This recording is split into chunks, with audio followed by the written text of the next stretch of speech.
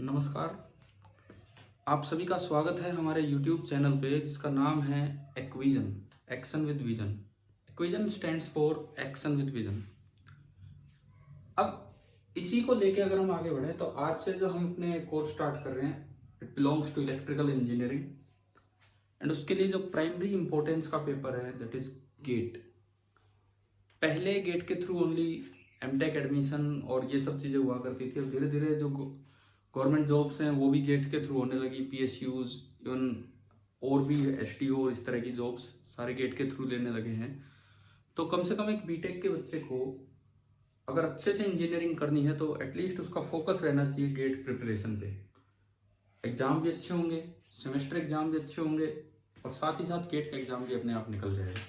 तो उसे private companies में नौकरी तलाशने की भी ज़रूरत नहीं पड़ेगी अगर वो गेट में बहुत अच्छा स्कोर आप कर देते हैं तो यहाँ पे मैंने आपके सामने 10 सेक्शन लिखे हैं इलेक्ट्रिकल इंजीनियरिंग के जो हमारे गेट सिलेबस में आते हैं। जो पहला सेक्शन है ये प्योरली इलेक्ट्रिकल इंजीनियरिंग का नहीं है, इट इज इंजीनियरिंग मैथमेटिक्स। ये लगभग कॉमन सा सेक्शन है, मैकेनिकल वालों के भी काम आता है, इलेक्ट्रिकल के भी इस तरह से। इसमें कुछ मैथ्स 12th का है, 11th 12th का, लेकिन वो कम है, ग्रेजुएशन का मैथ्स ज्यादा है, तो हम चलेंगे उन चीजों पे भी। देन हमारे जो मेजर टॉपिक है इलेक्ट्रिकल इंजीनियरिंग के, these are from 2nd to 10th। Electric circuits कुछ पार्ट 11th 12th का है, लेकिन 11th 12th में कहीं भी थ्योरम्स नहीं आती हैं, वहाँ केवल डीसी सर्किट तक ज़्यादा फोकस किया जाता है, एसी पे बहुत ज़्यादा नहीं, फेजर डायग्राम पे बहुत ज़्यादा नहीं जाते, तो यहाँ डेप्थ में चलेंगे।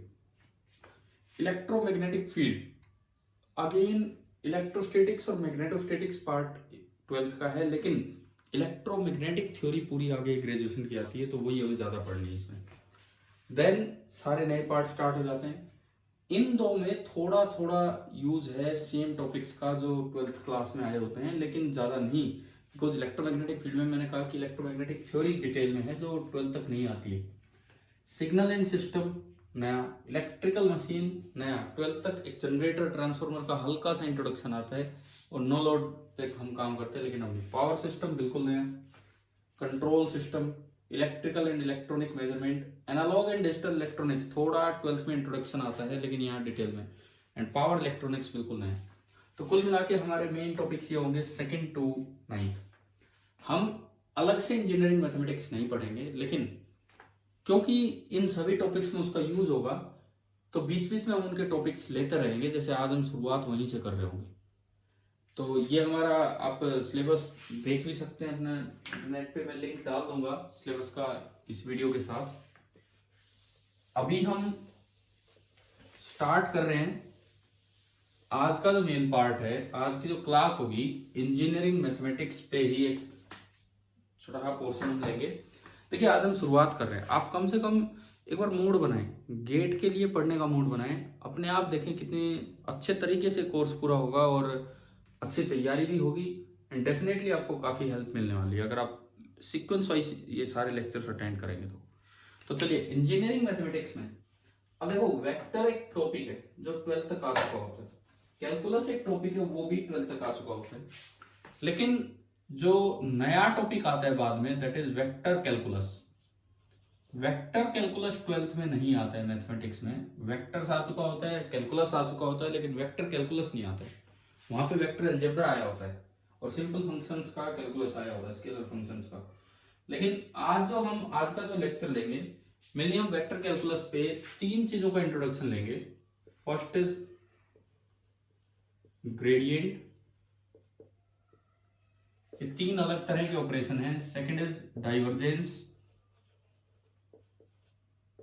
And third operation is known as curl. ये जो ग्रेडियंट ऑपरेशन है ये वेक्टर पे नहीं हमने डाला, यहां वेक्टर कैलकुलस में लिख दिया है, बट ये ऑपरेशन मैथमेटिकल ऑपरेशन है जो स्केलर पे होगा, लेकिन आपको रिजल्ट क्या देगा, वेक्टर। ये एक मैथमेटिकल ऑपरेशन है जो वेक्टर्स पे होगा, ऑपरेशन ऑन वेक्टर, लेकिन रिजल्ट क्या देगा, scalar. And third operation is again on vector, this is operation on vector but आपको जो रिजल्ट मिलेगा वो भी एक वेक्टर मिलेगा। तो 3 तरह के ऑपरेशंस का हम इंट्रोडक्शन ले रहे होंगे इस क्लास में, क्योंकि आगे इलेक्ट्रिकल इंजीनियरिंग के सब्जेक्ट्स में इनका काफी यूज भी हो जाता है। Gradient, divergence and curl. देखो मैंने फिर से बोला कि ग्रेडियंट ऑपरेशन स्केलर पे होगा, रिजल्ट आएगा वेक्टर। डाइवर्जेंस ऑपरेशन वेक्टर पे होगा, रिजल्ट स्केलर आएगा। एंड कर्ल ऑपरेशन वेक्टर पे होगा, रिजल्ट भी वेक्टर ही आएगा। एक ऑपरेटर, एक सिंबल हम डिफाइन करेंगे। ये सिंबल है, कई बच्चे इसे बोल देते हैं उल्टा डेल्टा, इन्वर्टेड डेल्टा। ना, इन्वर्टेड डेल्टा नहीं, दिस इज नेबुला। नेबुला इस सिंबल का नाम है। एज एन ऑपरेटर इसे बोल देते हैं डेल ऑपरेटर। नेबुला इस सिंबल का नाम है, और ऑपरेटर की तरह अगर आप बोले तो दिस इज डेल ऑपरेटर और नेबुला। अब नेबुला का सिंबल का क्या मतलब है? ये ऑपरेशन है, कोई भी फंक्शन पे आप लगाओगे तो इस सिंबल का क्या मतलब है? This symbol stands for partial differentiation with respect to x, किसी भी फंक्शन का, i cap, partial differentiation with respect to y of the same function j cap, and partial differentiation with respect to Z के cap. अब हम इस operator को 3 बार use करेंगे, एक बार ग्रेडियंट की तरह, एक बार डाइवर्जेंस की तरह, और एक बार कर्ल की तरह। किस तरह से देखते हैं? तो सबसे पहले हम शुरुआत करते हैं ग्रेडियंट ऑपरेटर की। देखिए,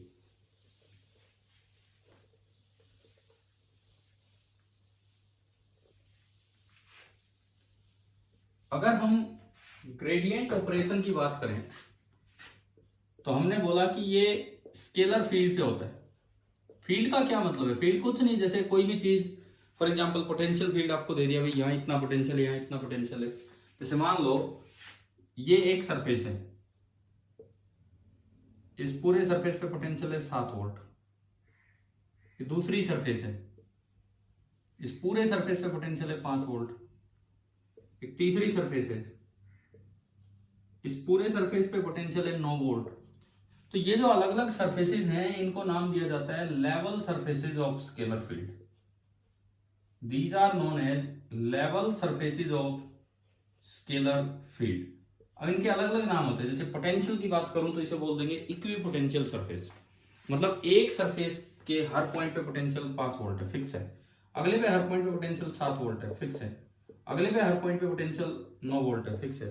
तो यहाँ पे हमने एक स्केलर फील्ड लिया जिसको नाम दिया पोटेंशियल, और मैं इस स्केलर फील्ड का ग्रेडियंट निकालना चाहता हूँ। पोटेंशियल का सिंबल होता है V, ग्रेडियंट का सिंबल होता है ये नेबुला, लिख के V लिख दो बस। Nabla operator on V, del operation on V, this is the symbol for grad V। Gradient of V आपको निकालना है। तो देखो इसका फिजिकल मीनिंग क्या है, और फिर ये मैथमेटिकली कैसे, अगर एक्सप्रेशन दे रखा हो तो उसको देख के कैसे निकालें। सबसे पहली बात फिजिकल मीनिंग की अगर मैं बात करूं, सपोज यहां पे उस एक्सप्रेशन की वैल्यू है V1 777 हर जगह, और इस लेवल सरफेस पे हर जगह उसकी वैल्यू है V2, और मैं यहां से यहां मूव करके गया, मैं यहां से यहां मूव करके गया, एक जगह से दूसरी जगह से, एक सरफेस से दूसरी सरफेस पे। सपोज इस वेक्टर को मैंने बोल दिया DL वेक्टर, पॉइंट 1 से पॉइंट 2 तक मैं गया, और ये है आपका वेक्टर DL। तो अगर मुझे ग्रेडियंट ऑफ V डिफाइन करना है, मैं यहां से यहां गया तो change in potential is dV, जिसको मैं लिख सकता हूं final potential minus initial potential, final potential minus initial potential. अब ये dV, DL और ग्रेडियंट, इनमें क्या रिलेशन होता है कि ये जो dV होगा, change in potential, change in scalar field, ये जो यहां से यहां जाने में जो चेंज आएगा, this is equal to gradient of V, जिसको हम ये सिंबल देंगे डॉट DL। दरअसल ये डिफाइनिंग इक्वेशन है ग्रेडियंट होता क्या है, कि अगर आप V1 से V2 तक गए, V1 से V2 तक गए, तो चेंज इन पोटेंशियल हुआ V2 minus V1, change in scalar field की वैल्यू हुआ V2 माइनस V1। आप जिधर चल के गए वो आपका डिस्प्लेसमेंट वेक्टर है DL, और अगर इस स्केलर फील्ड का ग्रेडियंट में डिफाइन करता हूं T, ग्रेडियंट एक वेक्टर होता है, तभी उसका डॉट प्रोडक्ट होगा। देखो मैंने शुरू में लिखा था ग्रेडियंट एक स्केलर फील्ड पे अप्लाई होगा, लेकिन रिजल्ट एक वेक्टर आएगा। तो ये एक वेक्टर है और एक वेक्टर का डॉट प्रोडक्ट डीएल से हो रहा है और वो आपको देगा चेंज इन पोटेंशियल। हमें नहीं पता भी कहाँ है, किधर है डी डेल वी वेक्टर। तो एक चीज आप याद रखिए कि ये जो ग्रेडियंट वेक्टर होता है this is always perpendicular to the level surface. This is always perpendicular to the level surface. तो मैंने माना कि भाई ये ग्रेडियंट वेक्टर इधर है, सपोज बिल्कुल इस सरफेस के परपेंडिकुलर इधर की तरफ, and this is del V, gradient of V, del V. और मान लीजिए इन दोनों के बीच का एंगल है थीटा, इन दोनों के बीच का एंगल है सपोज कीजिए थीटा। तो आपने इसको खोला आगे तो डीवी चेंज इन पोटेंशियल, अब ए डॉट बी होता है a into b into cos theta, तो ये आपका बनेगा डेल वी इंटू डीएल का magnitude into cos of theta. तो अगर मैं यहां से देखूं तो del of v it is coming out to be dv by dl into cos theta, dv by dl into cos theta. Del v this is coming out to be dv by dl into cos theta. Clear? इस तरह से इसको define किया गया है।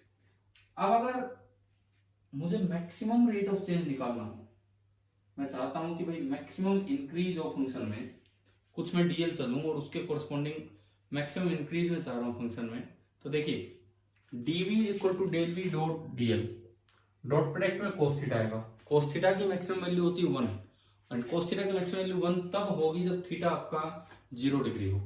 यानी कि अगर मैं यहां से for a particular length dl dv की मैक्सिमम वैल्यू निकालूं तो वो आएगी del we into dl into cos 0, क्योंकि मैक्सिमम वैल्यू तभी होगी जब थीटा 0 डिग्री हो। कोस 0 आपका होता है 1। तो यहां से एक और फॉर्मूला हमारे पास नजर आ रहा है कि gradient of v is equal to dv max for a particular value of dl, for a particular value of dl। It is also known as maximum rate of increase या maximum rate of change of v। यानी कि दो बातें आ रही हैं कि भाई dv उसको देख के आप ग्रेडियंट ऑफ v निकाल सकते हो। पहली बात, ग्रेडियंट ऑफ v हमेशा लेवल सरफेस के परपेंडिकुलर होगा, ग्रेडियंट ऑफ v हमेशा लेवल सरफेस के परपेंडिकुलर होगा, और उस डायरेक्शन में आप rate of change of v निकाल लो, स्पेशियल रेट ऑफ चेंज। एक होता है टेम्पोरल, एक होता है स्पेशियल। ये वर्ड्स पे ध्यान रखना। एक वर्ड होता है टेम्पोरल, टेम्पोरल मतलब विद टाइम, टेम्पोरल का मतलब होता है with time, dv by dt।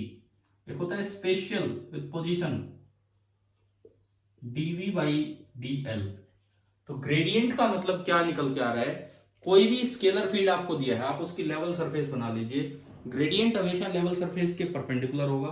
दूसरी बात, उस परपेंडिकुलर डायरेक्शन में rate of change of that scalar field, special rate of change of that scalar field maximum होगा, और जितना वो रेट ऑफ चेंज होगा वही उसका ग्रेडियंट होगा।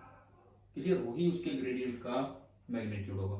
तो अगर मैं 2-3 बातें यहां आपको लिख के दिखाऊं, सबसे पहली बात, gradient of any field v, इसकी direction perpendicular to level surface. Level surface क्या होती है? जहां उस स्केलर फील्ड की वैल्यू हर जगह कांस्टेंट हो। दूसरी बात, ग्रेडियंट ऑफ v का मैग्नीट्यूड, ये तो डायरेक्शन की बात हुई, magnitude this is equal to dv by dl। किस डायरेक्शन में? along the direction of gradient of v, means जिस डायरेक्शन में डेल v है उसी डायरेक्शन में आप dv by dl निकालो। आप इसको यूं भी लिख सकते हो, maximum spatial rate of change of scalar field. मैं एक बार फिर से दो बातें आपको अच्छे से याद करवा दूं। कोई भी स्केलर फंक्शन है उसके आपने लेवल सरफेसेस बना लिए, किसी भी जगह आप ग्रेडियंट निकालोगे वो हमेशा लेवल सरफेस के परपेंडिकुलर होगा, और जो ग्रेडियंट का मैग्नीट्यूड होगा वो, क्योंकि वेक्टर आएगा ग्रेडियंट, उसका जो मैग्नीट्यूड होगा वो होगा rate of change of v, special मतलब with respect to position, dv by dl। किस डायरेक्शन में? जिस डायरेक्शन में ग्रेडियंट है उधर वो मैक्सिमम रेट ऑफ चेंज होगा। अब बात आती है, ये इसका फिजिकल मीनिंग हुआ। अब बात आती है कि हमें कोई फंक्शन दे रखा हो, स्केलर फंक्शन, और हमें उसमें ग्रेडियंट निकालना हो तो हम मैथमेटिकली अप्लाई कैसे करें इस चीज को, ठीक है। ये फिजिकल मीनिंग अपनी जगह है, बट ग्रेडियंट ऑपरेशन हम अप्लाई कैसे करें किसी भी स्केलर फंक्शन पे। देखिए लेट स्केलर फंक्शन v आपको दिया है some function of x Y z, किसी पोजीशन पे कुछ भी हो सकता है। तो जो ग्रेडियंट ऑफ v होगा उसकी डेफिनेशन होती है partial differentiation of f with respect to x i cap plus partial differentiation of f with respect to y j cap plus partial differentiation of f with respect to z and k cap. This is the gradient of v। And क्योंकि i cap J cap के cap इसमें आ रहे हैं तो ये एक vector function है, स्केलर फंक्शन नहीं है, ये एक आपका वेक्टर फंक्शन होगा। ये एक सिंपल सा पार्शियल डिफरेंशिएशन का क्या मतलब होता है कि अगर आप x के रेस्पेक्ट में डिफरेंशिएट कर रहे हैं तो y और z को आप कांस्टेंट मान लीजिए। This is called partial differentiation. For example जैसे मान लो मैं एक छोटा सा क्वेश्चन लूं, मुझे कहीं भी पोटेंशियल दिया है, कोई भी फंक्शन हो सकता है, पोटेंशियल नहीं कोई भी स्केलर फंक्शन हो सकता है, इट में भी फाई जरूरी v है। आपको x y और z का वो फंक्शन दे रखा है, कुछ भी हम ले सकते हैं, ऐसे लिखा रहता है फाई ब्रैकेट में x y z। इसका मतलब है कि फाई मल्टीप्लाई नहीं हो रहा, ये फंक्शन है। इसे ये दे दिया, मान लो phi is equal to 3x² y z। आप और भी आगे बढ़ा सकते हो टर्म को, -y³ z², कितना भी लिख सकते हो। ये एक स्केलर फंक्शन है क्योंकि इसमें कहीं आई कैप जे कैप के कैप नहीं आ रहा, कोई डायरेक्शन नहीं। और मुझसे पूछा गया कि भाई इसका ग्रेड फाई निकालो at the point 1 -2 -1। Grad phi आपको निकालना है एट पॉइंट 1 -2 -1। तो मैथमेटिकली कैसे इसे सोल्व करें, ठीक है, वो तो एक लेवल सरफेस बनाया वो एक अलग चीज है, वो फिजिकल मीनिंग है। मैथमेटिकली इसे हम कैसे सोल्व करें, तो पहली बात इसको शुरू में मत पुट कर देना, कभी आप इसी में वैल्यू पुट कर दो फिर तो फाई की वैल्यू आ जाएगी कि इस पॉइंट पे फाई कितना था, वो हमें नहीं निकालना। हमें फाई नहीं निकालना, हमें इस पॉइंट पे ग्रेड फाई निकालना है कि भाई ग्रेड फाई कितना होगा। तो पहला काम आप क्या करेंगे, आप पार्शियल डिफरेंशिएशन कीजिए इसका विद रिस्पेक्ट टू एक्स। देखो विद रिस्पेक्ट टू एक्स कैसे करना है पार्शियल डिफरेंशिएशन। पहली टर्म इसमें x को वेरिएबल मानो, बाकी सबको कांस्टेंट, तो 3yz बाहर आया और x² का 2x, तो ये आपका आया 3yz बाहर आया और x² का 2x, तो बना 6xyz माइनस क्या अगली टर्म में x दिख रहा है कहीं नहीं है, इसका मतलब वो कांस्टेंट है तो कांस्टेंट का 0, तो 6xyz आई कैप पहला काम हो। प्लस अब आप क्या करेंगे, f का डिफरेंशिएशन y के रिस्पेक्ट में, इसको देखिए इसमें y है तो 3x² बाहर आएगा और y dy/dy 1 हो जाएगा, माइनस z² कांस्टेंट बाहर आया और y³ का y के रिस्पेक्ट में होगा 3y², तो 3y² z², ये आपका पूरा सेकंड टर्म बनी जो j कैप के साथ है। अब third term k cap z के रिस्पेक्ट में, इसमें z है तो 3x² y बाहर गया, dz/dz 1, तो पहली टर्म तो आई 3x² y, दूसरी टर्म में y³ बाहर आएगा और z² का 2z हो जाएगा, तो -2y³ z and it is k cap. ये आपका कंप्लीट ग्रेडियंट वेक्टर आ गया कि भाई किसी भी जगह आपको निकालना हो आप ये निकाल सकते हैं। अब मैं इसमें वो पॉइंट पुट कर दूं कि जिस जगह ये पूछा था, x की जगह 1, y की जगह -2, z की जगह -1, तो -1 -2 2 6 × 2 12 आई कैप। अब देखिए आपको समझ में आना चाहिए कि ये हमने कैसे निकाला है। This is 12 I cap. उसके बाद नेक्स्ट टर्म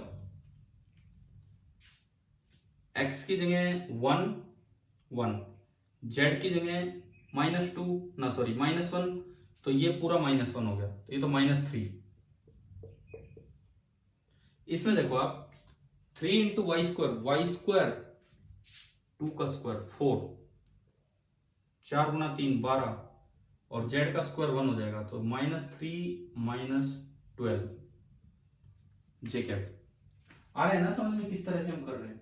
एक बार दोबारा देख लीजिए, हम कोई भी ये पॉइंट लिया जहां भी आपसे पूछा गया है और उस जगह हम ये ग्रेडियंट निकाल रहे हैं। तीसरा मैं रिपीट कर दूंगा अभी इस चीज को, थर्ड वन x की जगह 1, y की जगह -2 का -2 ही रहेगा 1, तो ये आया -6, एंड नेक्स्ट y की जगह -2 का क्यूब होगा -8 तो +16 एंड z है -1 तो ये आपका हुआ -16 के कैप।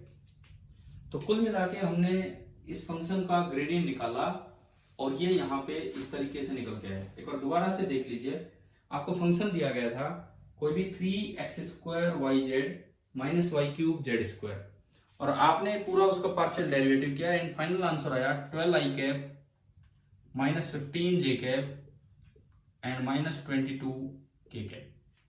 ये आपका ग्रेडियंट ऑपरेटर कैसे अप्लाई करना है किसी भी फंक्शन पे, आपको ये सिखा दिया। क्लियर? अब कुछ भी हो सकता है, जैसे मान लो इस टर्म में z नहीं होता, सपोज कीजिए फंक्शन चेंज कर दिया मैंने, अगर इस टर्म में z नहीं होता तो क्या बदलाव होते? तो क्या बदलाव होते? सेम क्वेश्चन दिया, बस सेम पॉइंट मैंने z हटा दिया। देखो मैं तो just for practice he change करके बता रहा हूं आपको। z नहीं होता, पहले यहां पे partial differentiation with respect to x, तो 3y बाहर जाता, z हट जाता और x² का 2x, दूसरे में x है ही नहीं। Partial differentiation with respect to y, y के रेस्पेक्ट में करोगे तो 3x² बाहर जाएगा, z है ही नहीं, dy/dy 1, और इसमें विद रिस्पेक्ट टू y करोगे तो z² बाहर गया, ये तो सेम है। तीसरा partial differentiation with respect to z, अब फर्स्ट टर्म में z है ही नहीं तो उसका डिफरेंशिएशन हो जाता 0 और सेकंड का एज इट इज। मतलब मैंने जस्ट एक z हटा के आपको फिर से दिखा दिया कि क्या होगा। अब देखिए क्या बना, मैंने पॉइंट पुट किए x × y -2 तो -12, फिर अगले में 3x² 1 यानी कि प्लस का 3, इसमें y की जगह -2 का स्क्वायर होगा 4 × 1 क्योंकि -1 का स्क्वायर भी 1, 4 × 1 1 4 -3 -12, तो ये आपका बना 3 - 12 यानी कि -9, -12 -9, और लास्ट वाला अगर आप देखते हो तो कि ये हट जाएगा, केवल आपका ये टर्म बचेगी एंड दिस इज -16 के cap, -12i cap -9 j cap -16 के कैप। तो मैंने जस्ट आपको दो ऑपरेशंस दो बार ये अप्लाई करके दिखा दिया, ग्रेडियंट ऑपरेशन दो क्वेश्चंस पे। मुझे लगता है कि अब आपको ग्रेडियंट के बारे में जो जो बेसिक जानकारी है वो शायद समझ में आ गई होगी। फिर दोबारा मैं एक बार बोलता हूँ, ग्रेडियंट के बारे में इतनी बातें याद रखो कि ग्रेडियंट एक स्केलर फील्ड का लिया जाता है, रिजल्ट एक वेक्टर आएगा, ग्रेडियंट ऑपरेटर लगाने के बाद जो रिजल्ट आएगा ग्रेडियंट वो एक वेक्टर फंक्शन आएगा। ठीक है। दूसरी बात, स्केलर फंक्शन के कुछ लेवल सरफेस होते हैं कि ऐसी सरफेस जिसपे हर जगह उस स्केलर फील्ड की वैल्यू सेम होगी। आप ग्रेडियंट फील्ड की डायरेक्शन बताएं तो हमेशा लेवल सरफेस के परपेंडिकुलर होती है। दूसरी बात, ग्रेडियंट फील्ड का मैग्नीट्यूड बताएं तो जिस डायरेक्शन में maximum spatial rate of change हो उधर ही ग्रेडियंट होता है, और उस डायरेक्शन में कितना स्पेशल रेट ऑफ चेंज है स्केलर फील्ड में, वही आपके ग्रेडियंट की डायरेक्शन होगा, सॉरी मैग्नीट्यूड होगा। और दूसरी बात, ग्रेडियंट ऑपरेटर अप्लाई कैसे करना है किसी स्केलर पे, तो मैंने एक जैसे दो सवाल लेके आपको अभी करके दिखाया कि भाई ग्रेडियंट ऑपरेशन किस तरह से अप्लाई करना होता है। अब मुझे लगता है कि शायद आपको ग्रेडियंट फंक्शन तो समझ में आ ही गया होगा कि भाई किस तरह से क्या ये चीज। अच्छा, इसका एक और भी फायदा है ग्रेडियंट का, जैसे कोई भी लेवल सरफेस आपको दे रखा हो और आपको निकालना हो कि उस पर यूनिट नॉर्मल वेक्टर मतलब परपेंडिकुलर डायरेक्शन का यूनिट वेक्टर, तो आप क्या कीजिए, सिंपली उस फंक्शन का ग्रेडियंट निकाल दीजिए। आप सिंपली उस फंक्शन का ग्रेडियंट निकाल दीजिए, ग्रेडियंट जो आएगा वो परपेंडिकुलर डायरेक्शन में होता है लेवल सरफेस के, और उसके बाद यूनिट वेक्टर तो आप निकालना जानते हैं कि किसी भी वेक्टर को उसके मैग्नीट्यूड से डिवाइड कर दीजिए तो वो आपका आ जाएगा यूनिट वेक्टर। क्लियर? जैसे मान लो एक कोई क्वेश्चन दिया, ग्रेडियंट पे एक आखिरी सवाल ले रहा है, फिर हम आगे चलेंगे क्योंकि हमें इन तीनों का इंट्रोडक्शन आपको देना है, ग्रेडियंट, डाइवर्जेंस एंड कर्ल का। सपोज हमें कोई कोन ऑफ रिवॉल्यूशन दे रखा है, कोई भी इक्वेशन आपको दी, जैसे z² = 4 × x² + y², z² = 4 × x² + y²। ये आपको एक फंक्शन दिया है और आपको ये बोला है कि एक यूनिट वेक्टर निकालो किसी एक पॉइंट पे, find the unit vector of the cone of revolution, find the unit vector of the cone of revolution at point। अब देखो पॉइंट लास्ट की बात है, यूनिट वेक्टर पहले आप एक्स वाई जेड की टर्म्स में निकालेंगे, उसके बाद कोई भी आप पॉइंट ले सकते हैं, जैसे 1 0 2, ये आपको दे दिया। अब इस क्वेश्चन को कैसे हम सोल्व करें, किस तरह से यूनिट वेक्टर निकालें, आपको सिंपली ये कॉन ऑफ रिवोल्यूशन दिया गया है, तो ये किस तरह से हम यूनिट वेक्टर निकालें इसमें। देखिए आपको सबसे पहले एक फंक्शन बना लेना होगा, लेवल सरफेस बना लेना होगा। यहां पे जो लेवल सरफेस बनेगी किस तरह से लिखते हैं, किसी भी एक्स वाई जेड के लिए जो कोन है level surface f of x Y z, आप इसको एक साइड करके इक्वल टू 0 कर दीजिए, तो z square minus 4 into x square plus y square. हमारे लिए ये कोन एक लेवल सरफेस का काम करेगा और हमें इसका ग्रेडियंट निकाल देना, because gradient he normal direction होती है, और फिर हम उसका यूनिट वेक्टर निकाल देंगे। ग्रेडियंट कैसे निकालें, देखिए del f partial differentiation of complete this. अब इसमें तो यार आसान है, जेड स्क्वायर देखो इसको ढंग से लिखो, माइनस 4x स्क्वायर है, माइनस 4y स्क्वायर है एंड प्लस जेड स्क्वायर। तो partial differentiation with respect to x, केवल x एक जगह आ रहा है तो बाकी दोनों का 0 और इसका minus 8x। Partial differentiation with respect to y, केवल यहां पे आया तो minus 8y, and partial differentiation with respect to z 2z।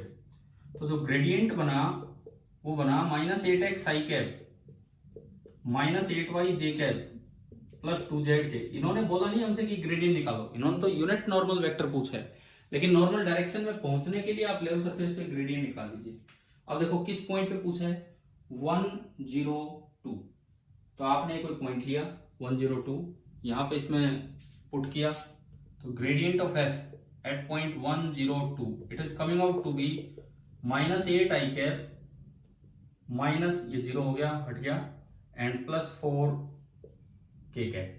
तो आपको नॉर्मल डायरेक्शन का वेक्टर निकालना आ गया किसी भी लेवल सरफेस पे कि भाई ये नॉर्मल डायरेक्शन का वेक्टर है।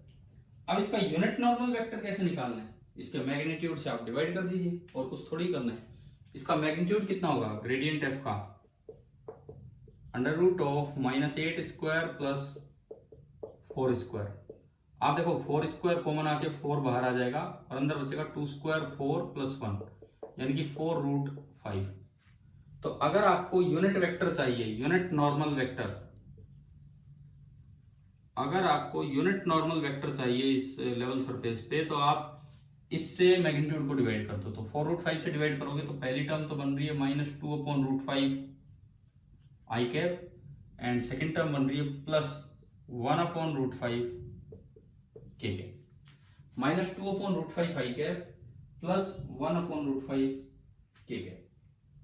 क्या ये समझ में आया कि नहीं आया कि हमने किस तरह से ये ग्रेडियंट निकाला है, क्लियर। देखो सिंपली क्या है कि आपको एक फंक्शन दिया गया था और हमने बस उसको, आप इसको यूं भी लिख सकते थे। देखिए एक और चीज मैं आपको बताता हूं, कोई बच्चा अगर इसको यूं लिखता कि भाई let the function be this, कोई फर्क नहीं पड़ता उस चीज से, कोई फर्क नहीं पड़ता। ये होता तो ये माइनस हो जाता और ये दोनों प्लस हो जाते। अब ये प्लस हो जाता, ये प्लस हो जाता और ये माइनस हो जाता। अब आप देखो आपका फंक्शन बनेगा ये पॉजिटिव और ये नेगेटिव, और अब जब आप इसमें पुट करते तो ये प्लस आता और ये माइनस आता।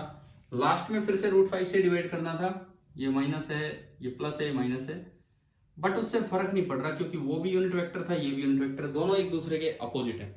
वो आप चाहिए यूनिट वेक्टर बताना उस जगह पे, किधर ही बताओ, चाहिए एक इस तरफ बताओ चाहिए दूसरी साइड बताओ, तो दोनों बिल्कुल सेम, यानी कि 2 यूनिट वेक्टर इसके आंसर आएंगे।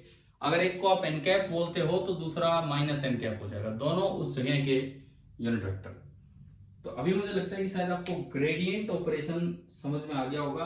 आगे कुछ थ्योरम्स हम यूज करेंगे, fundamental theorem of gradient, fundamental theorem of divergence, fundamental theorem of curl, उनके और भी नाम है, ग्रेडियंट वाली का अलग से नाम नहीं है, लेकिन बाकी के स्टोक्स थ्योरम इस तरह से हम पढ़ेंगे। लेकिन अभी पहले हम जनरल बेसिक ऑपरेशन सीखें कि क्या है। तो मुझे लगता है कि शायद ग्रेडियंट ऑपरेशन आपको समझ में आ गया है। अब हम चलते हैं अपने दूसरे ऑपरेशन पे।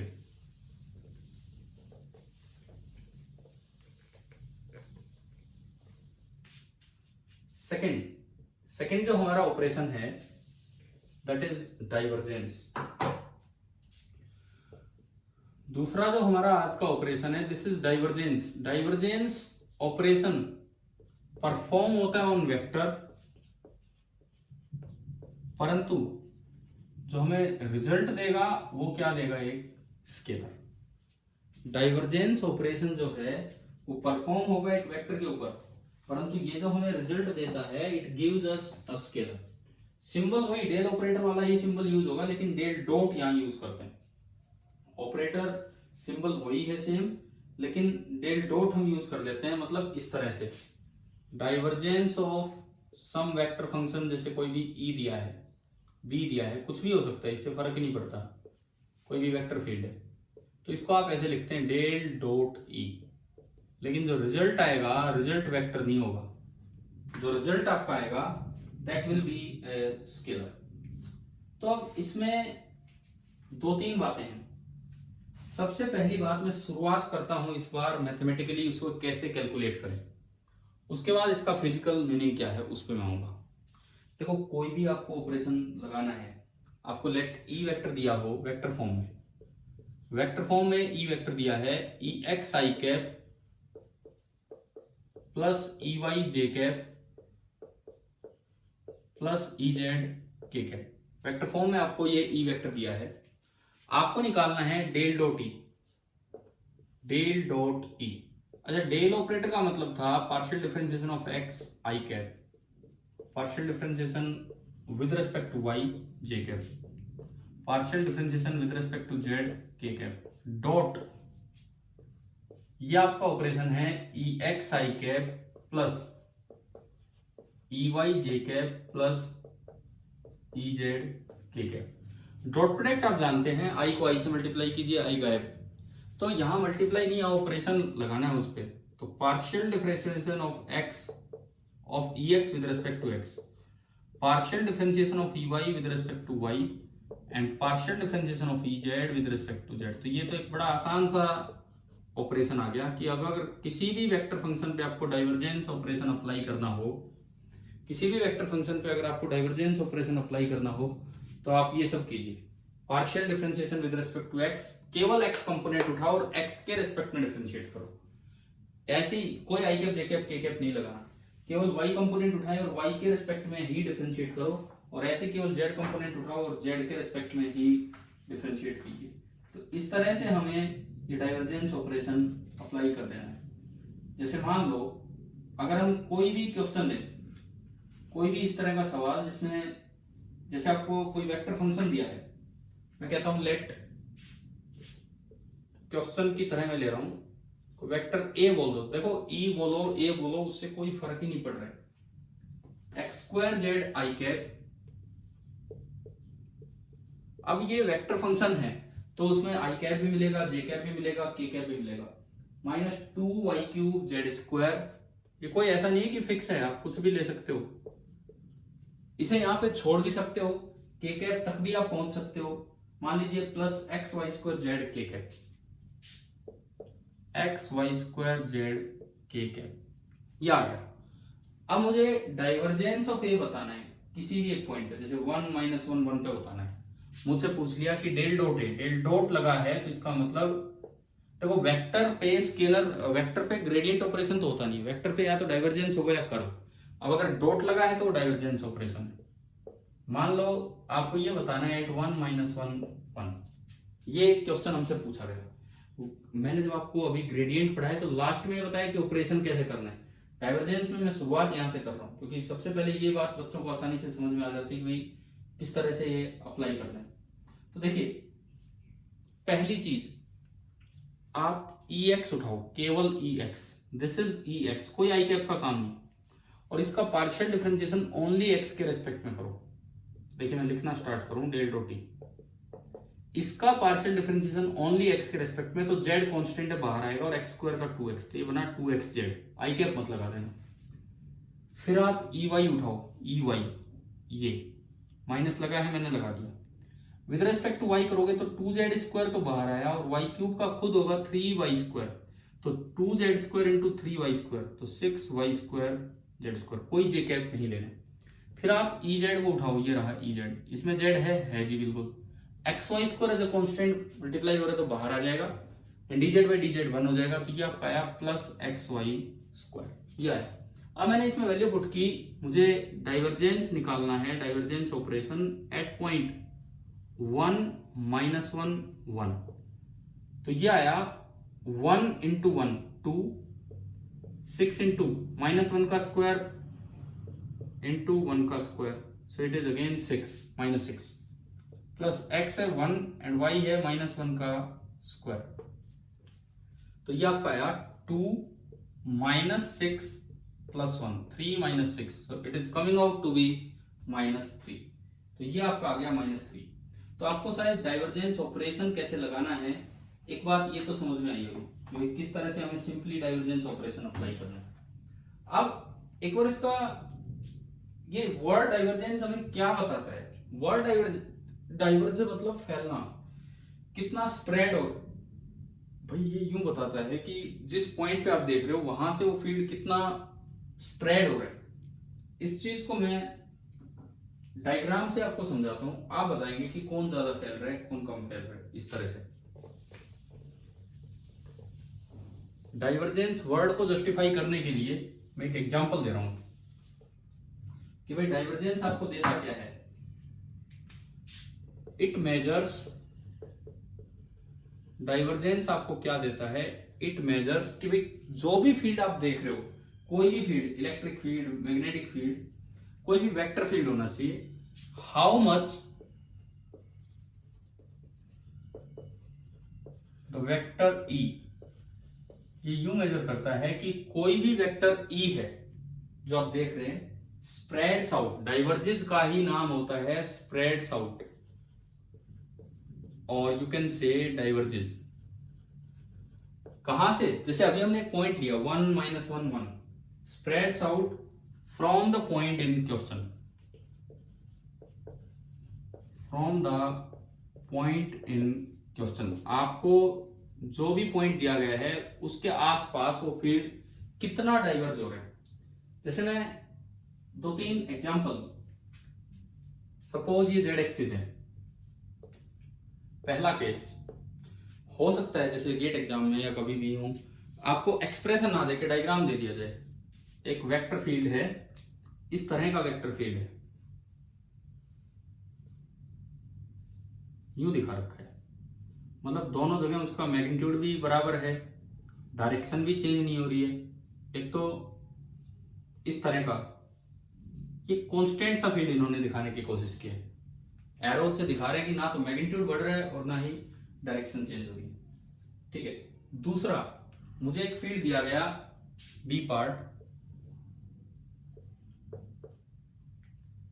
इसी डायरेक्शन में है, डायरेक्शन चेंज नहीं हो रही, लेकिन इस तरह से दिखाया गया,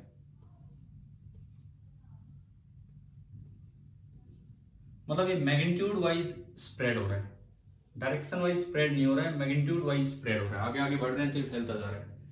और तीसरा मुझे यूं दिखाया गया जैसे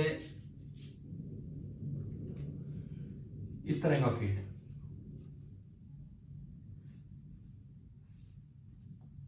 मतलब आप अगर समझें कि क्या हो रहा है, दूर जा रहे हो, ये फैल भी हर तरफ रहा है इस पॉइंट से,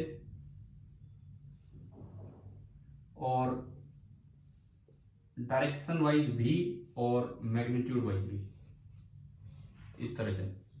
तो अगर सिंपली आपसे पूछा जाए डाइवर्जेंस किस में कम है किस में ज्यादा है, तो यह डायरेक्ट आंसर आ रहा है, इसमें बहुत कम है या कुछ भी नहीं है, इसमें कुछ है और इसमें बहुत ज्यादा है, क्योंकि इसमें कुछ भी स्प्रेड नहीं हो रहा, ना मैग्नीट्यूड ना डायरेक्शन, इसमें केवल मैग्नीट्यूड स्प्रेड होता जा रहा है जैसे जैसे आगे बढ़ रहे हो, और तीसरे में मैग्नीट्यूड और डायरेक्शन दोनों स्प्रेड हो रहे हैं। अब इसको हम जस्टिफाई करते हैं अपने डाइवर्जेंस जो निकालने का तरीका है उससे। मान लीजिए कि इनका मैग्नीट्यूड 1 है, इस फील्ड का मैग्नीट्यूड हर जगह 1 है और डायरेक्शन है के कैप, तो ये जो पहला फील्ड बन रहा है इट इज सिंपली के कैप और कुछ नहीं, 0 i cap 0 j cap, it is simply के कैप। दूसरे फील्ड को अगर आप देखते हो, दूसरे फील्ड, तो उसमें केवल एक चीज हो रही है, डायरेक्शन तो के कैप ही है, जैसे जैसे जेड बढ़ रहा है, आप ऊपर जा रहे हो, जैसे जैसे आप ऊपर जा रहे हो इसका मैग्नीट्यूड बढ़ रहा है, तो सेकंड फील्ड को मैं एज्यूम कर सकता हूं कि ये कोई इस तरह का है, जेड के कैप, जेड का मैग्नीट्यूड बढ़ेगा तो ई का मैग्नीट्यूड भी बढ़ रहा है, दूसरा वेक्टर फील्ड ऐसा है। और जो तीसरा आपका वेक्टर फील्ड है वो दरअसल तीनों तरफ फैल रहा है, तो उसको हम लिख सकते हैं कि जो सी वेक्टर है, E vector x I cap plus Y J cap plus Z के कैप, जिस तरह से उसकी स्प्रेडिंग दी है, ओरिजिन पे 0, आप इधर गए, मान लो जेड एक्सिस है तो 1 पे गए तो जेड की तरफ ही 1 हुआ, जेड एक्सिस पे एक्स और वाई 0 होंगे तो जेड की तरफ ही जाएगा, एक्स एक्सिस पे जाओगे तो वाई और जेड 0 होंगे तो उसकी डायरेक्शन एक्स के अलोंग आ रही है। सिमिलरली बीच में कहीं जाओगे तो दोनों तीनों मिक्स हो जाएंगे। तो ये अंदाजे से हमने इन फील्ड्स का ई वेक्टर लिखा एक्सप्रेशन। अब देखो डेल डॉट ई निकालते हैं। सबसे पहले इसमें del dot E divergence, partial differentiation of E X है ही नहीं, 0 खत्म, ई वाई है ही नहीं, 0 खत्म, केवल ई जेड है और वो 1 है, 1, तो this is curly partial differentiation of Z and it is coming out to be 0, means no divergence, कोई डाइवर्जेंस है ही नहीं इसमें। दूसरे में अगर आप देखते हो तो डेल डॉट ई एक्स है नहीं, ई वाई है नहीं, ई जेड है और उसका जेड के रिस्पेक्ट में करना होता है, तो ये ओनली बनेगा करली E Z by curly Z, तो करली जेड बाई करली जेड आपका होगा 1, यानी कि एक स्मॉल पॉजिटिव नंबर आया, कुछ डाइवर्जेंस है, केवल मैग्नीट्यूड फैल रहा था। अब हम तीसरे पे चलें, थर्ड वन। तीसरे में अगर हम देखते हैं, तीसरे में तो इसमें देखो आप del dot E curly E X by curly X 1, curly E Y by curly Y 1, curly E Z by curly Z 1, 3, यानी कि उससे बड़ा है। बड़ा इसलिए है कि इसमें मैग्नीट्यूड भी फैलता जा रहा है और डायरेक्शन भी।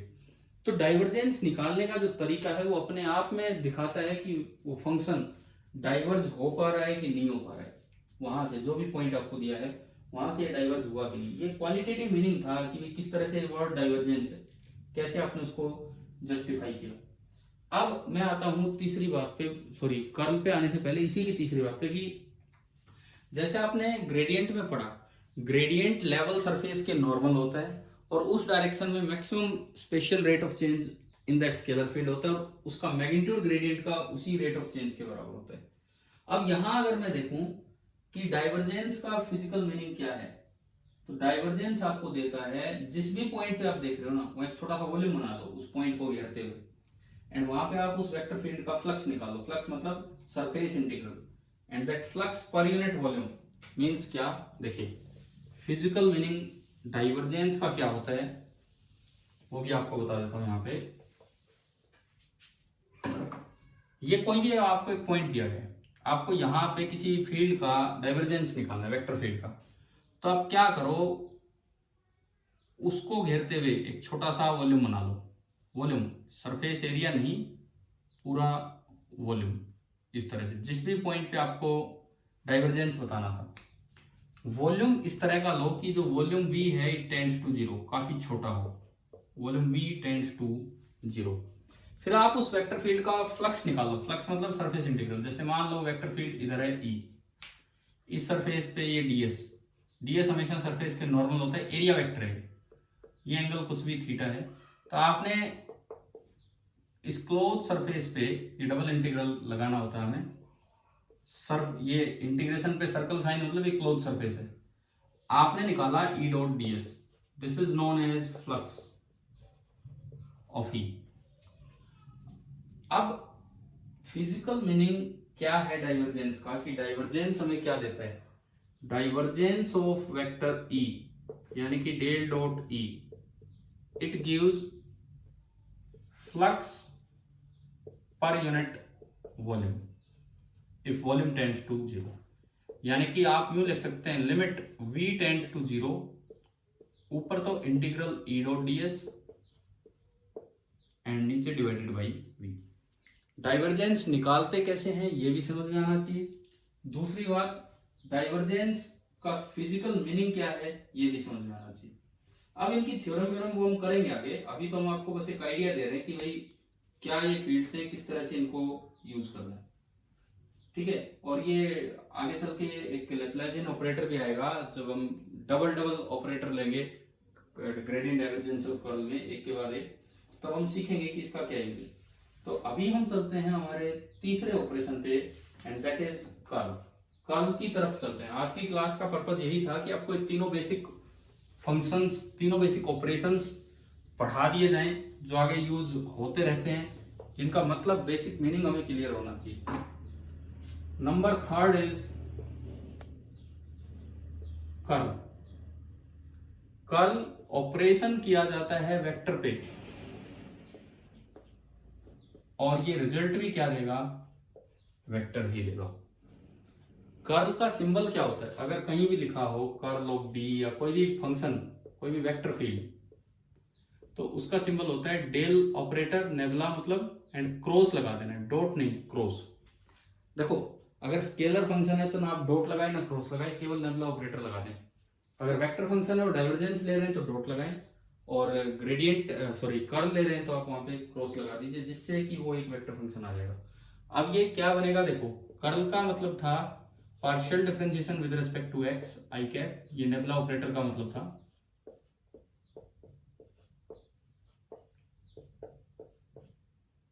Cross B X I cap plus B Y J cap plus B Z के कैप। अब क्रॉस प्रोडक्ट हम डिटरमिनेंट से खोलते हैं, तो आपने एक डिटरमिनेंट बना लिया आई कैप जे कैप के cap. First row curl by curl X, curl by curl Y and curl by curl Z. Second row B X B Y and B Z. अब मुझे लगता है कि डिटरमिनेंट तो सभी को खोलना आता ही होगा। फर्स्ट ब्रैकेट इंटू आई cap minus second bracket into जे cap plus third bracket into के कैप। फर्स्ट ब्रैकेट में आएगा, इसको ढक लीजिए, कवर कीजिए, ये ऑपरेशन इस पे लगाया, तो curl by curl Y of B Z minus curl by curl Y of B Z minus curl by curl Z of B Y. Second, अब इसको ढकिए, ये आपने इस पे लगाया curl by curl X of B Z minus ये इस पे, मल्टीप्लाई नहीं है, ये ऑपरेशन है, कभी यूं मत लिख देना बी एक्स इंटू दिस ना, मल्टीप्लाई नहीं है, ये ऑपरेशन है बी एक्स पे। और तीसरे में इसको ढका curl by curl X of B Y minus curl by curl Y of B X और इंटू के कैप। तो ये एक वेक्टर फंक्शन आया, ये आपका होता है कर्ल ऑपरेटर। देखो हमने ग्रेडियंट जब पढ़ा तो पहले मैं उसका फिजिकल मीनिंग की तरफ गया, जस्ट एक शुरुआत कर रहे थे हम वहां पे कि भाई क्या है, लेवल सरफेस ढूंढो, उसके परपेंडिकुलर होता है और मैक्सिमम रेट ऑफ चेंज हो देता है। लेकिन फिर हम सीधा ऑपरेशन पे गए कि मैथमेटिकली कैसे होता है, और दो सवालों में लगा के दिखाया। डाइवर्जेंस में पहले मैंने ऑपरेशन सिखाया, फिर उसका ज्योमेट्रिकल मीनिंग बताया। सेम यही काम हम कर्ल में भी कर रहे हैं। तो कर्ल में जैसे अगर इसी बी का आपको डाइवर्जेंस करना होता तो आप केवल बी का एक्स कंपोनेंट उठाते और उसका पार्शियल डिफरेंशिएशन कर देते एक्स के रेस्पेक्ट में, कोई आई कैप जे कैप के कैप नहीं, वही वाई के साथ वही जेड के साथ। लेकिन कर्ल अलग तरीके से सोल्व होगा और ये इस तरह से आपको ये बताएगा कि भाई क्या ये वेक्टर निकल के आया है आई कैप जे कैप और के कैप में। सबसे पहले हम एक क्वेश्चन लेके एक बार कर्ल की शुरुआत कर रहे हैं कि कर्ल निकालते कैसे। जैसे सपोज कीजिए एक सवाल हमें दिया गया,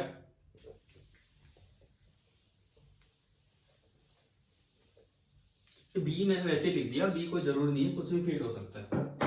सपोज कीजिए कोई वेक्टर फंक्शन है, एफ दे सकते हैं, कुछ भी आपको दे सकते हैं। वेक्टर फंक्शन एफ आपको दिया गया है 5y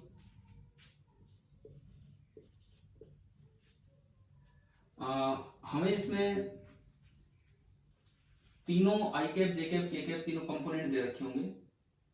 5y माइनस 4z आई कैप। सपोज कीजिए पहला फंक्शन हमें ये दिया गया, पहला कंपोनेंट हमें ये दिया गया 5y माइनस 4z आई कैप। दूसरा दिया गया 3z plus 5x, 3z plus 5x J cap. And तीसरा हमें दिया गया 3y माइनस 4x के कैप, 3y माइनस 4x के कैप। अब फाइंड ये निकालना आपको डेल क्रॉस एफ। क्रॉस लगा दिया मतलब कर्ल निकालना है, इस फंक्शन का कर्ल निकालना है। कैसे कैसे करें, सुनिए इसका तरीका सुनिए। कर्ल क्रॉस एफ ये आप निकालना चाह रहे हैं, मतलब del cross F. First row, determinant की पहली row I cap J cap के कैप, ये आपके डिटर्मिनेंट की पहली रो बनी, आई कैप जे कैप के कैप। सेकेंड रो, ये पहला डेल आ रहा है तो curl by curl X, curl by curl Y and curl by curl Z. Third row F 5y minus 4z,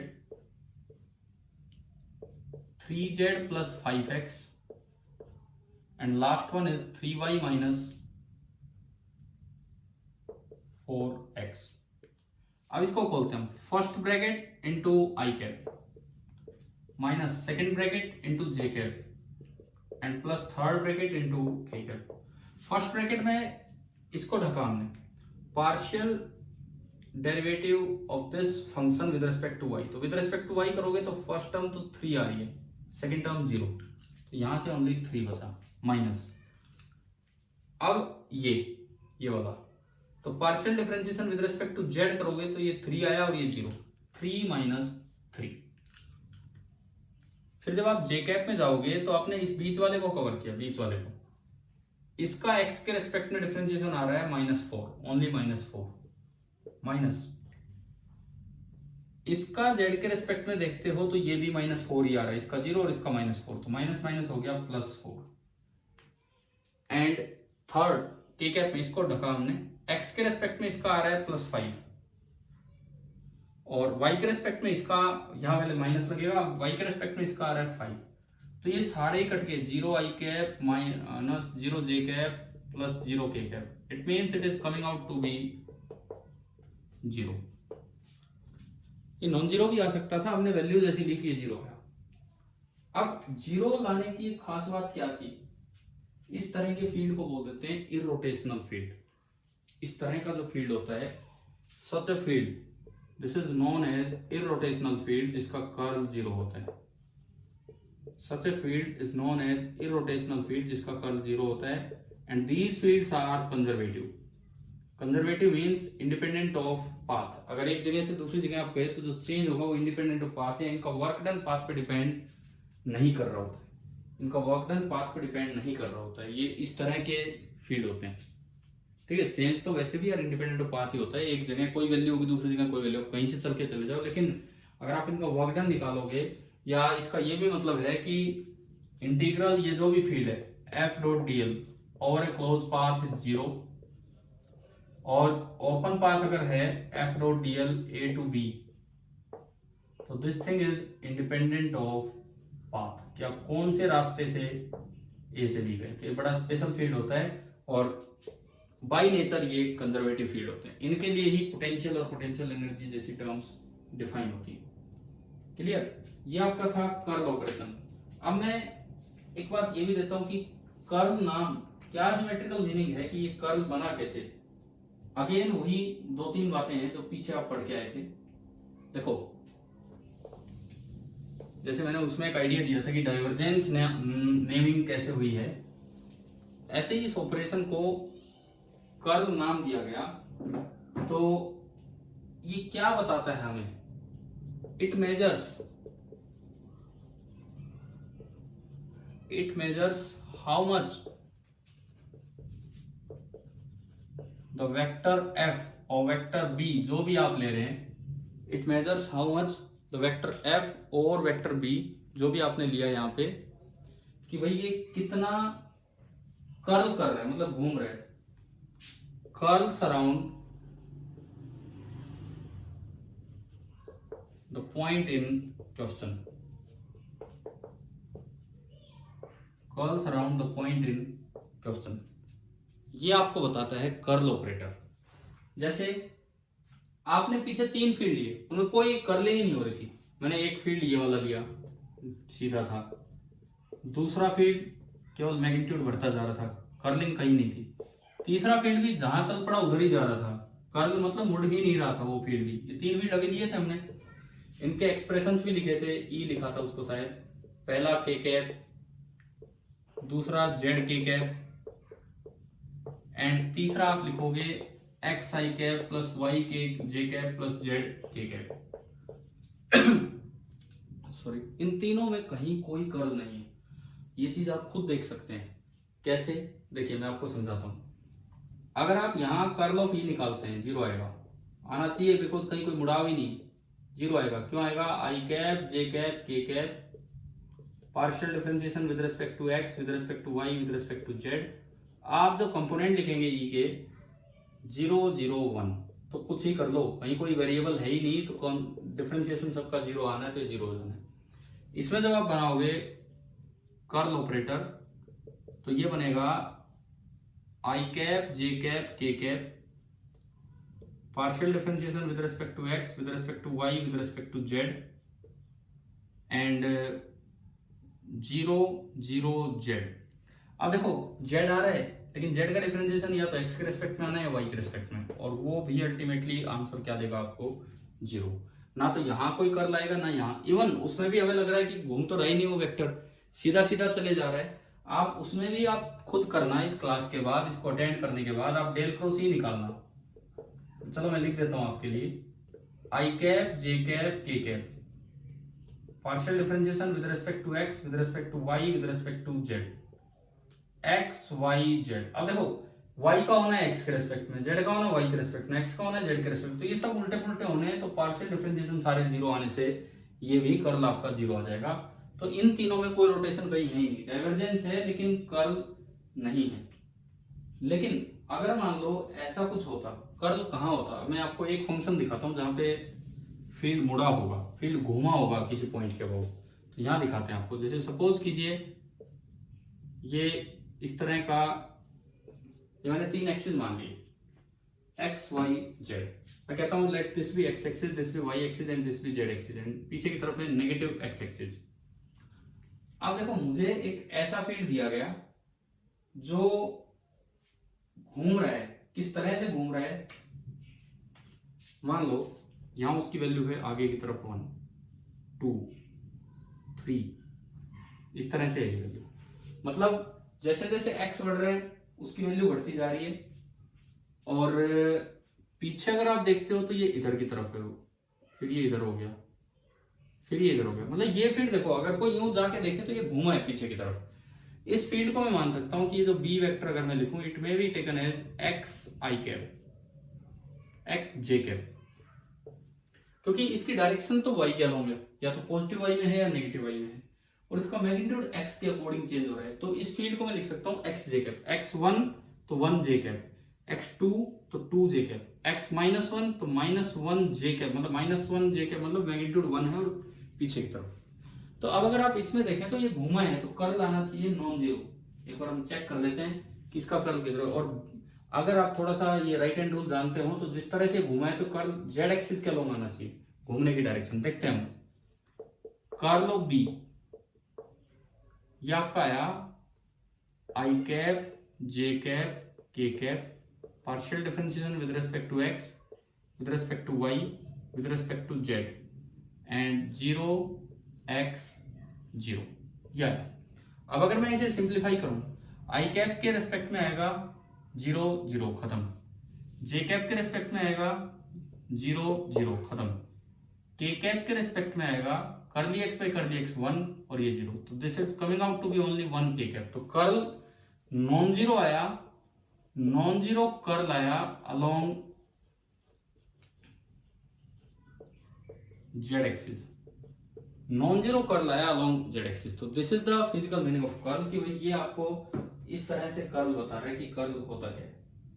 अब फिर वही बात, एक फिजिकल मीनिंग हम जैसे ग्रेडियंट का पढ़ा, maximum spatial rate of change, divergence का पढ़ा, जो भी फ्लक्स होगा उसका surface integral per unit volume, keeping volume tends to zero. ऐसे ही फ्लक्स का ज्योमेट्रिकल मीनिंग क्या होता है वो भी सुने। फ्लक्स का ज्योमेट्रिकल मीनिंग क्या होगा अब वो सुनिए।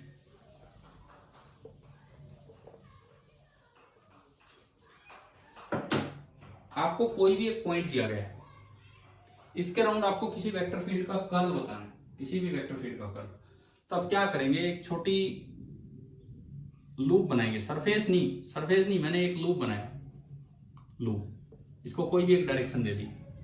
फिर वो जो फील्ड है बी, वो देखा भाई ये बी इधर है और इस लूप के अलोंग टेंजेंट डाला, डीएल इधर है, मैंने बी डॉट डीएल कर दिया, इसे बोलते हैं सर्कुलेशन ऑफ बी। इसी बार वो फ्लक्स था। सबसे पहले आप निकाल लो सर्कुलेशन ऑफ बी यानी कि बी डॉट डीएल और this close loop. Circulation of B को डिवाइड कर दो इस लूप के एरिया से, मान लो इसका एरिया है एस, और कंडीशन वही है limit S tends to 0, so this is the curl of B. देखो डाइवर्जेंस में भी बिल्कुल ऐसा ही था। डाइवर्जेंस में यहां एक सरफेस बनाई थी, उसने एक वॉल्यूम को कवर कर रखा था। डाइवर्जेंस में हमने एक सरफेस बनाई थी, उसने एक वॉल्यूम को कवर कर रखा था। सरफेस के ऊपर ऊपर हमने सरफेस इंटीग्रल लिया जिसे फ्लक्स बोला था, और पर यूनिट वॉल्यूम किया था। यहाँ पे लाइन इंटीग्रल लेना है लेकिन पर यूनिट एरिया कर देना है। सो this is the geometrical meaning of curl. तो ग्रेडियंट, डाइवर्जेंस और कर्ल, मुझे लगता है शायद ये 2-3 बातें आपको समझ में आई होंगी। अब मैं एक क्वेश्चन ले रहा हूँ जो इलेक्ट्रिकल इंजीनियरिंग के रिसेंट ईयर गेट 2020 का क्वेश्चन है। देखते हैं कि आप लोग समझ पाते हैं कि नहीं, क्या होना चाहिए क्या नहीं। इलेक्ट्रिकल इंजीनियरिंग गेट 2020 इसी साल का ये पेपर था, उसमें एक क्वेश्चन था। 2 मार्क्स में एक क्वेश्चन आया था। 1 मार्क के भी क्वेश्चन होते हैं, 2 मार्क्स के भी होते हैं, ये 2 नंबर में आया था। क्वेश्चन सुनिए क्या दिया है। ये क्वेश्चन लिखता है the vector function expressed by vector f. Vector f दे रखा है, सम ax, ये बोल्ड कर रखा है, बोल्ड का मतलब इस पे वेक्टर साइन है, some ax into 5y minus k1z plus some ay into 3z plus k2x, 3z plus k2x plus some az into k3y minus 4x। ये एक वेक्टर फंक्शन आपको दिया है, रिप्रेजेंट्स ए कंजर्वेटिव फील्ड, और ये दिया है कि ये जो फील्ड है ये एक कंजर्वेटिव फील्ड है, ठीक है। Where ax, ay and az are unit vectors along x, y and z direction. जो ax है वो x एक्सिस का यूनिट वेक्टर है, मतलब जो ax वेक्टर है वो i कैप है, ay y एक्सिस का यूनिट वेक्टर है तो j कैप है, और az z एक्सिस का यूनिट वेक्टर है, it means it is k cap. ये क्वेश्चन में बताया गया हमें। तो पूछा है the values of the constants k1, k2 and k3 are. आपको ये बताना है कि k1, k2 और k3 की वैल्यूज क्या होंगी। जो इस क्वेश्चन में 4 ऑप्शन दिए हैं, 3, 3, 7, ये k1, k2, k3 है रेस्पेक्टिवली। दूसरा ऑप्शन 4, 5, 3, तीसरा ऑप्शन 3, 8, 5 एंड चौथा ऑप्शन 0, 0, 0। अभी बिल्कुल इस साल का सवाल है 2 नंबर का। तो अब देखो कंजर्वेटिव फील्ड जो आपके दिमाग में आना चाहिए। कंजर्वेटिव फील्ड किसकी प्रॉपर्टी होती है? इरोटेशनल फील्ड की। इरोटेशनल मतलब जिनका कर्ल 0 हो। ग्रेडियंट, डाइवर्जेंस, कर्ल, कर्ल जिसका 0 होगा वो कंजर्वेटिव। यानी कि कंजर्वेटिव बोलते ही हमारे दिमाग में याद आना चाहिए कि curl of F it is coming out to be 0। कैसे? आपने डिटरमिनेंट बनाया, first I cap, J cap, के कैप पहले रो में, ये दूसरे रो में curl by curl X, curl by curl Y and curl by curl Z, and तीसरे रो में 3 कंपोनेंट। पहला 5y माइनस k1x, दूसरा 3z प्लस k2x एंड तीसरा k3y माइनस 4x। अब जब आप इसको खोलेंगे, ये 0 आने का मतलब है कि इंडिविजुअली तीनों 0 होंगे। आई कैप भी 0 होगा तभी जाके 0 बन सकता है। कोई वेक्टर अगर 0 है तो उसके तीनों कंपोनेंट्स 0 होंगे, और ये पूरा 0 करना है। पहले आई कैप में देखते हैं क्या आएगा। इसको ढका, y के रेस्पेक्ट में इसका differentiation is only k3, k3y का k3 और उसमें y है नहीं तो 0, माइनस z के रेस्पेक्ट में इसका differentiation is only 3, k3 minus 3। Clear? इसी से आंसर आ गया, आंसर ही आ गया आपका इससे। देखो ये जीरो होना है भाई, यूं टाइम सेविंग तरीका होना चाहिए ना आपके पास। क्यों पूरा सोल्व कर रहे हो? ये जीरो है तो ये भी जीरो होगा, ये जीरो है तो k3 इज इक्वल टू 3 और k3 इज इक्वल टू 3 केवल एक ही ऑप्शन है, तो आप क्यों पूरा सोल्व करते हो? डायरेक्ट ही आंसर आ गया। ठीक है, अब आप यहाँ घर पे कर रहे हो तो आप वेरीफाई कर लो। बाकी देखिए क्वेश्चन तो हो गया यही का पूरा। इसी तरह से ये भी आपके शॉर्ट ट्रिक्स होनी चाहिए ताकि पेपर थोड़ा जल्दी सोल्व हो, ढंग से सोल्व हो। दूसरा देखें आप, जे कैप में इसको कवर किया, एक्स के रेस्पेक्ट में इसका आ रहा है -4 एंड जेड के रेस्पेक्ट में अगर मैं इसको देखूं 5y माइनस k1 जेड है यहाँ पे, 5y माइनस k1 जेड, तो जेड के रेस्पेक्ट में इसका है -k1, तो माइनस माइनस प्लस k1। जब आप इसको जीरो करोगे तो k1 आएगा 4। आप वेरीफाई कर सकते हो, आपने जो आंसर दिया उसमें k1 4 है। गलती से कोई यूं ना सोच जाए कि यार ये k1 आया पहली बार से k3 आया ना कि k1, फिर ये। और ऐसे ही लास्ट आपने इसको ढका, x के रेस्पेक्ट में इसका k2 माइनस y के रेस्पेक्ट में इसका 5, तो जब आप इसको भी जीरो करोगे तो k2 is coming out to be 5। तो ये देखो आज की जो ग्रेडियंट डाइवर्जेंस कर्ल है, केवल इस क्लास से आपका गेट का, इस साल वाले गेट का एक क्वेश्चन तो डायरेक्ट सोल्व हो रहा है।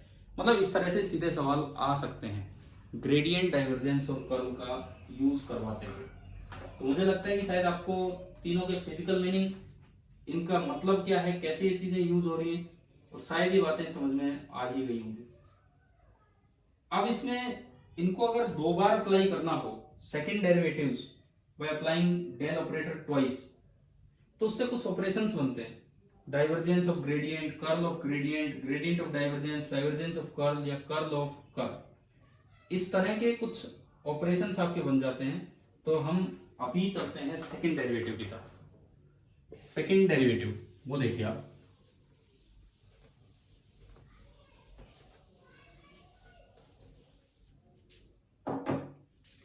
Now we are going towards second derivative.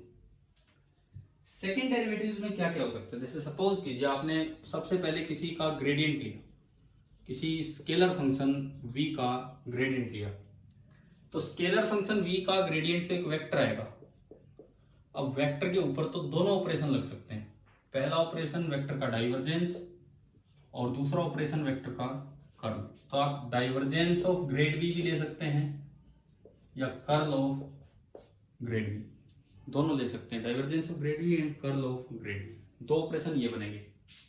Second, मान लो आपने कोई वेक्टर फंक्शन का डाइवर्जेंस लिया, वेक्टर फंक्शन का आपने डाइवर्जेंस लिया, अब वो तो एक स्केलर आता है, तो स्केलर पे तो एक ही ऑपरेशन बचता है कि आप उसका क्या ले सकते हैं, ग्रेडियंट। यानी कि जो डाइवर्जेंस ऑफ ई है आप उसका केवल और केवल ग्रेडियंट ले सकते हैं। डाइवर्जेंस ऑफ ई का मतलब ये सिंबल, आप इसका केवल ग्रेडियंट ले सकते हैं। और तीसरी बात, अगर आप curl of another vector function लेते हैं तो वो एक वेक्टर आएगा, उस वेक्टर पे फिर से दो ऑपरेशंस हो जाएंगे, या तो divergence on curl of b या curl of curl on b. तो अगर हम देखें तो मेरे पास 5 ऑपरेशंस आ रहे हैं सेकंड डेरिवेटिव में, 1 2 3 4 एंड 5। 5 ऑपरेशंस आए सेकंड डेरिवेटिव में। फिर से देखिए कैसे, ग्रेडियंट का रिजल्ट आएगा वेक्टर, वेक्टर पे दोनों ऑपरेशन हो सकते हैं। डाइवर्जेंस का रिजल्ट आएगा स्केलर जिसपे एक ही ऑपरेशन हो सकता है, एंड कर्ल का रिजल्ट आएगा वेक्टर जिसपे अगेन दोनों ऑपरेशन हो सकते हैं। तो हम फटाफट इन पांचों के कुछ रिजल्ट्स बनाते चलेंगे। नंबर 1, पहला आपका ऑपरेशन है divergence of gradient. Divergence of gradient, in short आप इसे याद रखना, divergence of gradient is known as Laplacian operator. Divergence of gradient, this is also known as Laplacian operator। आगे हमारा काम आएगा इलेक्ट्रिकल इंजीनियरिंग वाले सब्जेक्ट्स में, डेल स्क्वायर से इसे रिप्रेजेंट कर देते हैं। फॉर एग्जांपल अगर डेल स्क्वायर v कहीं लिखा हो, अगर कहीं भी लिखा हो डेल स्क्वायर v, तो इसका मतलब होगा कि आपको डाइवर्जेंस लेना है किसका, ग्रेडियंट ऑफ v का। ये लेकिन आपको दो स्टेप में जाने की जरूरत नहीं पड़ेगी। आप पहले डाइवर्जेंस ले रहे हैं फिर ग्रेडियंट ले रहे हैं, आप डायरेक्टली इसको कैसे कर सकते हैं, double derivative of v with respect to x square. अब v एक स्केलर है तो उसमें तो कोई आई कैप जे कैप के कैप है ही नहीं, plus double derivative of v with respect to y square and plus double derivative of v with respect to z square. इस सेकंड डेरिवेटिव्स के 5 रिजल्ट्स आप सीधे याद रखना जो मैं अभी बता रहा हूँ। सबसे पहले डाइवर्जेंस, ये सीक्वेंस दिमाग में रखो ना, ग्रेडियंट डाइवर्जेंस कर्ल, इसके 2, इसका 1, इसके 2, सीक्वेंस याद रखो। पहला ऑपरेशन वो लेप्लेजियन होता है, भूल जाओ लेप्लेजियन क्या होता है, तो ग्रेडियंट पहले हम लिखते थे और उसके ऊपर जो पहला ऑपरेशन है डाइवर्जेंस, दैट इज लेप्लेजियन, और वो डायरेक्ट ऐसे निकलता है, ठीक है। सेकंड ऑपरेशन इज, सेकंड देखिए अब हमारा इस सीक्वेंस में जो सेकंड है उस पर चलो, उस सीक्वेंस में, ये वाला नहीं, उधर सेकंड ऑपरेशन है curl of gradient. Second operation is curl of gradient of a scalar, क्योंकि ग्रेडियंट तो एक स्केलर का ही होता है। अगर आप किसी भी स्केलर के ग्रेडियंट का कर्ल लेते हैं तो याद रखिए this is always zero vector. दूसरा नंबर वाला जो हमारा ऑपरेशन है दिस इज ऑलवेज जीरो, ये बात आपको याद रखनी है, रिजल्ट काम आएगा। पहला जो ऑपरेशन है दैट इज लैप्लासियन ऑपरेटर, दूसरा जीरो, ठीक है। तीसरा divergence of A curl, sorry तीसरे नंबर पे अगर मैं गए ग्रेडियंट ऑफ डाइवर्जेंस। ये ऑपरेशन हम बहुत ज्यादा यूज नहीं करते हैं अपनी इलेक्ट्रिकल इंजीनियरिंग में या mathematically, so not much use, तो इसकी डिटेल में हम नहीं चलेंगे, इसकी डिटेल में हम नहीं चलने वाले। फोर्थ ऑपरेशन आपने डाइवर्जेंस, बोर्ड पे देखते रहे आप, डाइवर्जेंस ले रहे हैं आप किसी भी कर्ल का, ये भी आप याद रखें कि divergence of curl of any vector is always zero. Fourth operation is divergence of curl of a vector is zero. देखो 2 ऑपरेशन आ चुके हैं इसे, curl of gradient of a vector is zero and divergence of curl of a vector, दोबारा बोलता हूं, curl of gradient of a scalar is zero and divergence of curl of a vector is zero. ये 2 बातें आप याद रखना। और ऐसे जो आखिरी ऑपरेशन है ये भी हम बहुत ज्यादा यूज नहीं कर रहे हैं, होंगे यूज तो अलग अलग करके ऑपरेट कर लेंगे। तो सेकंड डेरिवेटिव्स के बारे में 3 रिजल्ट आप याद रखें। पहला, divergence of gradient of a vector is Laplacian operator, direct निकलेगा डबल डेरिवेटिव से। दूसरा, curl of gradient of a vector is always zero. And तीसरा, divergence of curl of a vector is always zero. तो ये आपको 3 बातें याद रखनी है। एक रिजल्ट पहले से काम का है, फिर दूसरा यहीं से बना, और एक रिजल्ट नंबर 4 से बन रहा है। आप कैसे भी करके सीक्वेंस याद रखिए, और मुझे लगता है आज की क्लास सफिशिएंट है एक बार कर्ल, ग्रेडियंट, डाइवर्जेंस इनको समझाने में। और मैं उम्मीद करूं कि आप लोग इस कोर्स को ढंग से फॉलो करेंगे तो शायद आपकी गेट इलेक्ट्रिकल इंजीनियरिंग में एक अच्छा स्कोर भी कर पाएंगे। जैसे आज की क्लास हुई तो अभी 2020 वाला क्वेश्चन फटाक से हो गया, क्योंकि डायरेक्ट क्वेश्चन था कि भाई अब आप पढ़ के नहीं जाओगे कंजर्वेटिव फील्ड क्या होता है या इरोटेशनल फील्ड क्या होता है, ये निकालते कैसे, तो फिर ये नहीं हो पाता। उम्मीद करते हैं कि आप लोग अपना कोर्स सही से स्टार्ट करेंगे। Thank you.